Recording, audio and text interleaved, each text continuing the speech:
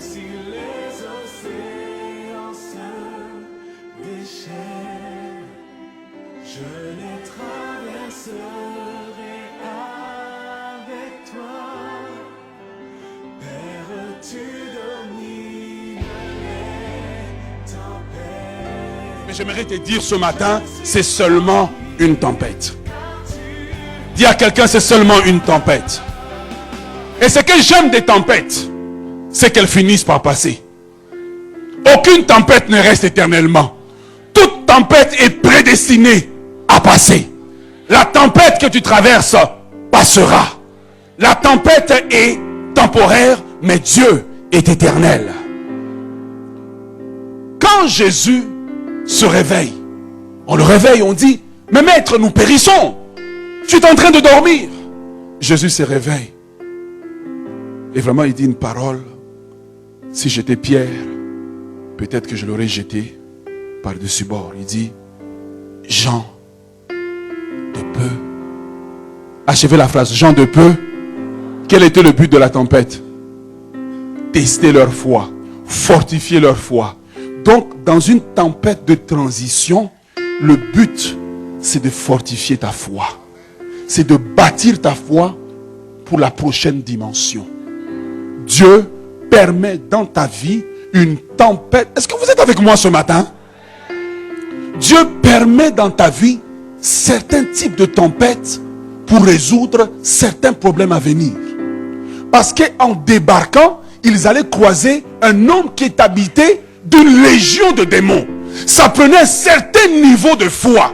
Donc, le but de la tempête, ce n'est pas de les détruire. La tempête de transition est un test. Et dans un test, l'enseignant se tait.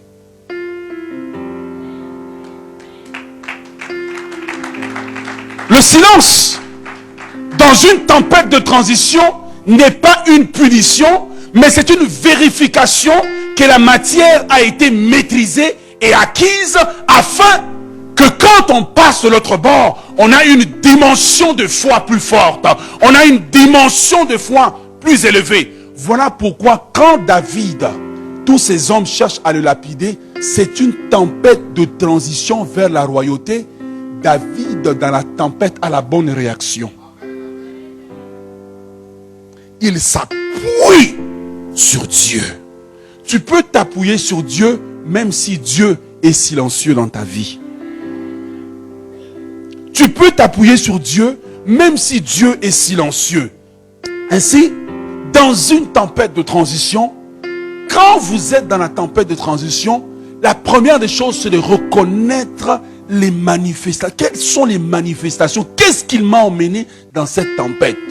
Soudainement, je reçois une élévation, mais en même temps, plein de problèmes surgissent. C'est une tempête de transition. Dieu teste ma foi pour la fortifier. Dis à quelqu'un, Dieu teste ta foi. Et ce qui est bien ce matin, c'est que pendant que je suis en train d'enseigner, je sens que quelque part dans ton esprit, des réponses à des problèmes commencent à surgir. Dans une tempête de transition, on ne chasse pas des démons. Il n'y a pas de démons. Dieu est avec toi, il n'y a pas de démons. Dans une tempête de transition, on ne prend pas autorité. C'est le Seigneur lui-même qui règle la chose. Dans une tempête de transition, on reste calme et on se fonde sur la parole de Dieu, que Dieu qui a permis la tempête contrôle la tempête, et avec l'épreuve, il préparera le moyen de m'en sortir. La Bible dit que le soir arrivent les pleurs, mais le matin, c'est l'allégresse. La Bible dit que ceux qui portent leurs semences avec larmes, quand ils moissonnent, ils retournent avec des cris de joie. Je suis venu dire à quelqu'un ce matin qui traverse une tempête de transition, c'est seulement un test, c'est seulement une transition. Tu es en transition vers ta bénédiction. Tu es en transition vers ton élévation. Et quand tu es en transition vers ton élévation, tout ce que tu vis est une zone de turbulence. Et quand l'avion passe par une zone de turbulence, pas besoin de sauter de l'avion.